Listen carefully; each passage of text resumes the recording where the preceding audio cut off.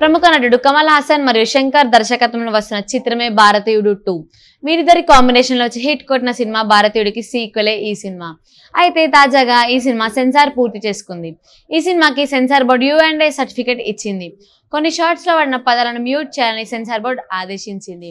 Run time ఏకంగా 3 గంటల 4 నిమిషాలు ఉంది. ఇంత నిడివిన చిత్రాలు జనాలు చూడాలంటే ఆ మాత్రం కథ మరియు దర్శకత్వం ఉండాల్సిందే. ఈ విషయంలో శంకర్ పైన పూర్తి నమ్మకం ఉంది అంటున్నారు ఆడియన్స్. దీని గురించి ఆయన మాట్లాడుతూ కొన్ని సన్నివేశాలు అద్భుతంగా వచ్చాయి అన్నారు.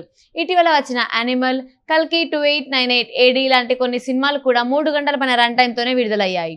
అయినా బ్లాక్ బస్టర్స్ గా నిలిచాయి. ఈ సినిమా పైన భారీ అంచనాలు ఉన్న నేపథ్యంలో కలెక్షన్ల వర్షం కురుస్తుంది అని అభిమానులు ఆశిస్తున్నారు. భారతీయుడు 1996 లో వచ్చి ప్రేక్షకుల్ని ఆకట్టుకుంది.